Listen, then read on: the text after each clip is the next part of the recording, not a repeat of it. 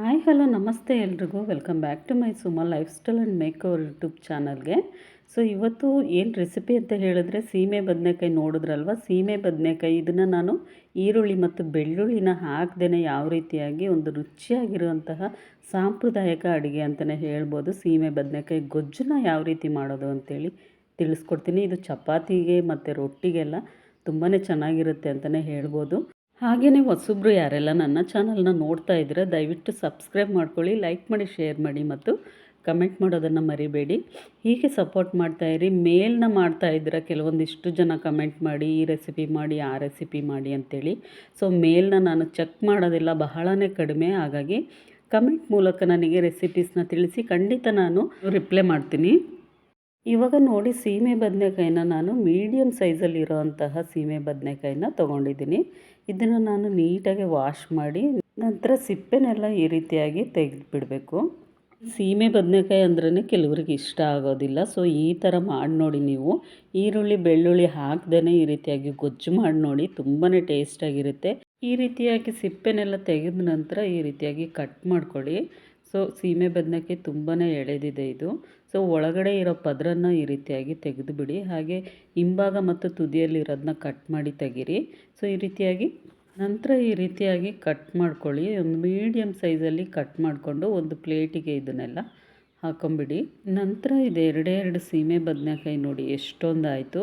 ಇದನ್ನು ಒಂದು ಪ್ಲೇಟಿಗೆ ಇವಾಗ ಹಾಕಿ ಇಟ್ಟಿದ್ದೀನಿ. ಸೊ ಈ ಕಡೆ ಇವಾಗ ಒಂದು ಪ್ಯಾನ್ಗೆ ನಾನು ಎಳ್ಳನ್ನು ಹಾಕ್ತಾಯಿದ್ದೀನಿ. ಬಿಳಿ ಎಳ್ಳು ಒಂದು 2 ಟೇಬಲ್ ಸ್ಪೂನ್ ಆಗೋವಷ್ಟು ಬಿಳಿ ಎಳ್ಳಿದೆ, ಅದನ್ನು ಹುರಿದು ಇಟ್ಕೊಳ್ಳಿ.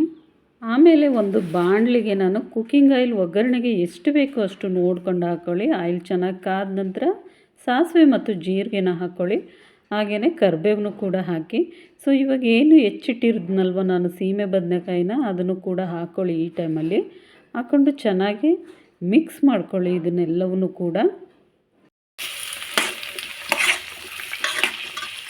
ಆಮೇಲೆ ನಾನು ಇದಕ್ಕೆ ಒಂದು ಚಿಟಿಕೆ ಅರಿಶಿನ ಹಾಕಿಬಿಟ್ಟು ಮಿಕ್ಸ್ ಮಾಡ್ತಾಯಿದ್ದೀನಿ. ನಂತರ ನಾನು ಇದಕ್ಕೆ ಹಿಮಾಲಯನ್ ಪಿಂಕ್ ಸಾಲ್ಟನ್ನ ಯೂಸ್ ಮಾಡ್ತಾಯಿದ್ದೀನಿ. ಸೊ ಹಿಮಾಲಯನ್ ಪಿಂಕ್ ಸಾಲ್ಟ್ ಏನಿದೆ ಇದು ನ್ಯಾಚುರಲ್ಲಾಗಿ ನಮಗೆ ಸಿಗುವಂಥದ್ದು. ಇದರಲ್ಲಿ ಯಾವುದೇ ರೀತಿ ಕಲಬೆರಕೆ ಇರೋದಿಲ್ಲ. ಸೊ ಸಾಕಷ್ಟು ಮಿನರಲ್ಸ್ ಕೂಡ ಇದರಲ್ಲಿ ಹೊಂದಿದೆ. ಸೊ ನೀವು ಅಡುಗೆಗಳಲ್ಲಿ ಪಿಂಕ್ ಸಾಲ್ಟನ್ನ ಬಳಸಿದ್ರೆ ಸಾಕಷ್ಟು ಬೆನಿಫಿಟ್ಸ್ನ ನೀವು ನೋಡ್ಬೋದು. ಹಾಗೆಯೇ ಥೈರಾಯ್ಡ್ ಪ್ರಾಬ್ಲಮ್ ಇರೋರಿಗೆ, ಹಾಗೆಯೇ ಬ್ಲಡ್ ಪ್ರೆಷರ್ ಜಾಸ್ತಿ ಇರೋರಿಗಂತೂ ಈ ಹಿಮಾಲಯನ್ ಪಿಂಕ್ ಸಾಲ್ಟು ತುಂಬಾ ಉಪಯೋಗ ಇದೆ. ಇದು ಪಿಂಕ್ ಸಾಲ್ಟ್ಗೆ ನಾನೇನು ಪ್ರಮೋಷನ್ ವಿಡಿಯೋ ಅಂತೂ ಮಾಡ್ತಾಯಿಲ್ಲ, ಆರೋಗ್ಯಕ್ಕೆ ತುಂಬಾ ಒಳ್ಳೆಯದು ಅಂತ ತಿಳಿಸ್ತಾ ಇರೋದಷ್ಟೇ. ಸೊ ಇದಕ್ಕೆ ನೀರು ಹಾಕಿ ಇವಾಗ ಒಂದು ಸ್ವಲ್ಪ ನೀರನ್ನ ಹಾಕಿಬಿಟ್ಟು ನಾನು ಇದನ್ನು ಮುಚ್ಚಿ ಇಡ್ತಾಯಿದ್ದೀನಿ ಒಂದು 2 ಮಿನಿಟ್ಸು. ಮತ್ತು ಈ ಕಡೆ ಬಂದರೆ ಇವಾಗ ಒಂದು ಮಿಕ್ಸಿ ಜಾರ್ಗೆ ನಾನು ಒಂದು ಸ್ವಲ್ಪ ಕಾಯಿ ಹೋಳನ್ನ ಈ ರೀತಿ ಹಾಕ್ತಾಯಿದ್ದೀನಿ. ಮತ್ತು ಒಂದು 5-6 ಹಸಿರು ಮೆಣಸಿನ್ಕಾಯಿನ ಕೂಡ ಹಾಕ್ತಾಯಿದ್ದೀನಿ. ಸೊ ನೆಕ್ಸ್ಟು ಒಂದು ಸ್ವಲ್ಪ ಹುಣಸೆ ಹಣ್ಣು ಕೂಡ ಹಾಕಿದ್ದೀನಿ. ಹಾಗೆಯೇ ಹುರಿದಿಟ್ಟಿರೋಂತಹ ಬಿಳಿ ಎಳ್ಳನ್ನು ಕೂಡ ಹಾಕಿಬಿಟ್ಟು ನಂತರ ಸ್ವಲ್ಪ ಕೊತ್ತಂಬರಿ ಸೊಪ್ಪನ್ನ ಹಾಕಿ ಇದನ್ನು ಫೈನಾಗಿ ಗ್ರೈಂಡ್ ಮಾಡೋಣ. ಸೊ ಈ ಕಡೆ ಆವಾಗಲೇ ಬೇಯಲಿಕ್ಕೆ ಇಟ್ಟಿದ್ನಲ್ವ, ಅದು ಕೂಡ ಇವಾಗ ಒಂದು ಅರ್ಧ ಭಾಗ ಬೆಂದಿದೆ. ಸೊ ಸೀಮೆ ಬದನೆಕಾಯಿ ಒಂದು ಅರ್ಧ ಭಾಗವಷ್ಟು ಬೇಯಿಸಿ ಇಟ್ಟಿರೋ ಅಂಥದ್ದು. ಕೆಲವ್ರಿಗೆಲ್ಲ ಸೀಮೆ ಬದನೆಕಾಯಿ ಅಂತ ಹೇಳಿದ್ರೇ ಇಷ್ಟ ಆಗೋದಿಲ್ಲ. ಸೊ ಈ ರೀತಿ ಮಾಡಿ ನೋಡಿ, ತುಂಬಾ ಇಷ್ಟಪಟ್ಟು ಕೂಡ ತಿಂತಾರೆ. ಸೊ ಈ ಕಡೆ ಮಸಾಲೆ ರುಬ್ಬಿ ಇಟ್ಟಿದ್ನಲ್ವ ನಾನು, ಸೊ ಅದನ್ನು ಕೂಡ ಇದಕ್ಕೆ ಸೇರಿಸ್ತಾ ಇದ್ದೀನಿ. ಸೊ ಸೇರಿಸ್ಬಿಟ್ಟು ಅದೇ ಒಂದು ಮಿಕ್ಸಿ ಜಾರ್ಗೆ ನಾನು ನೀರನ್ನ ಹಾಕಿಬಿಟ್ಟು ಅದನ್ನು ಕೂಡ ಎಲ್ಲದನ್ನೂ ಕೂಡ ಹಾಕಿ ಈ ರೀತಿಯಾಗಿ ಮಿಕ್ಸ್ ಮಾಡ್ಕೊಳ್ಳಿ. ಹೀಗೆ ಮಾಡೋದ್ರಿಂದ ಒಂದು ರೀತಿ ಡಿಫ್ರೆಂಟಾಗಿ ಟೇಸ್ಟ್ನೂ ಕೂಡ ಕೊಡುತ್ತದೆ. ಸೊ ನೆಕ್ಸ್ಟ್ ನಾವು ಸೀಮೆ ಬದನೆಕಾಯಿ ತಂದಾಗೆಲ್ಲ ಈ ರೀತಿ ಗೊಜ್ಜನ್ನ ಮಾಡಿಕೊಂಡು ತಿಂತೀವಿ. ಆ ಥರ ಟೇಸ್ಟ್ ಇರುತ್ತೆ. ನೀವು ಕೂಡ ಮನೇಲಿ ಒಮ್ಮೆ ಟ್ರೈ ಮಾಡಿ ನೋಡಿ, ಖಂಡಿತ ಇಷ್ಟಪಟ್ಟು ತಿಂತಾರೆ.